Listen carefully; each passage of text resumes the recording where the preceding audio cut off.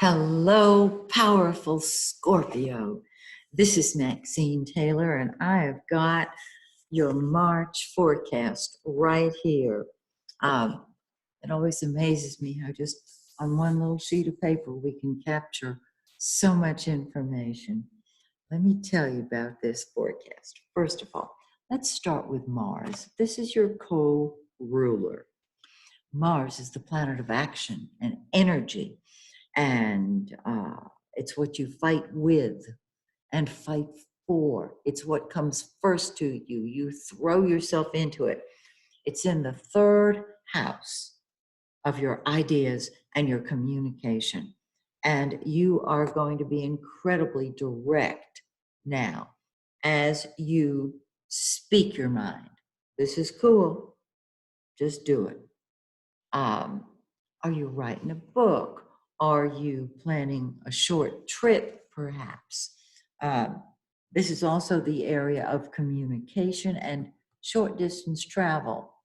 You may be very active, lots of things to do and not enough time in which to do it until the 31st, when Mars approaches and crosses into your fourth house of home, family, and real estate. So at that point, you're going to be throwing yourself into domestic situations and perhaps looking at a new home, maybe going toe to toe with a family member. You know what I mean? Okay. Now, you're speaking your mind, remember, and you're not beating around the bush. You're telling it like it is. All right. Now, here we go. Mercury, retrograde. And you've been feeling it. You're a very sensitive sign. You know it. I mean, you sniff it. You feel it way ahead of time. Scorpio is the most psychic sign. It is truly, I use the word psychic on its highest and best level. The other water signs, Pisces and Cancer, also incredibly intuitive. Pisces, perhaps a little more spiritual. Cancer, sensitive to everything. Scorpio, powerfully psychic. Okay, here's Mercury. It's retrograde. And we are starting with Mercury in the fifth house of children, of fun and games. And on the third, it actually backs up into the fourth house. This is very interesting because it left the fourth house prior to going retrograde. And so you're back looking at home and family issues. Now, Mercury doesn't do anything. It thinks and talks about it. On the 31st, when Mars moves into that fourth house, that's when the action starts. Okay, I hope I'm making sense. Mercury goes direct on the 10th, and then on the 16th, it moves back into that fifth house where it's ready to play, ready to communicate with children, fifth house, or social, in your social activities.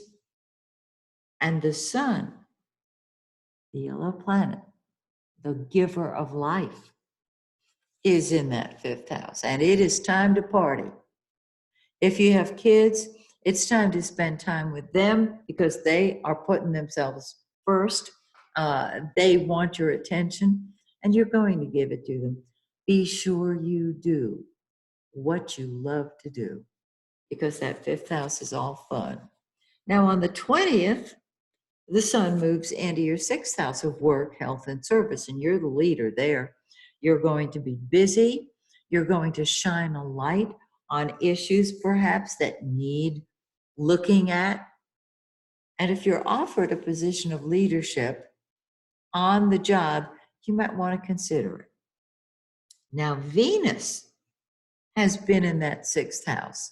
And the sun and Venus, the lesser benefic, the sun, the giver of life, if you have any health issues when the sun moves into that sixth house, they should resolve. Venus has been in that sixth house. You're enjoying work. You're enjoying your daily activities. And on the 5th of the month, it moves into that seventh house of partnership. Now, if you're already with somebody special, it amplifies the relationship. If there's nobody special in your life, that's the sign to get out there and meet them.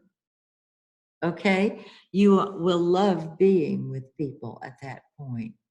And the people you are with will love your attention. Because if you love them, they love them. And they love you because you help them love you. Love them, rather. So when you love them, they love you for making them feel so good about themselves. And so it's a mutual admiration thing. Now we've got a full moon on the 9th in the 11th house of friends and group activities.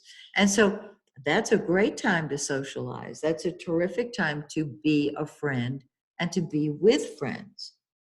And friendship situations come to a head. This is great. We have a new moon on the 24th in 4 degrees of Aries. Here it is in that 6th house. And the new moon starts the energy flowing. So once again, we're looking at work, health, and service, and you're busy and you're loving it. So that is your forecast for March. I hope you enjoy it. If you'd like me to do a personal reading on you, just go to my website, MaxineTaylor.com, and we'll get together online and spend a lot of time talking about you. Okay, so next month we'll do it again. Until then, may the stars shine brightly on you and yours.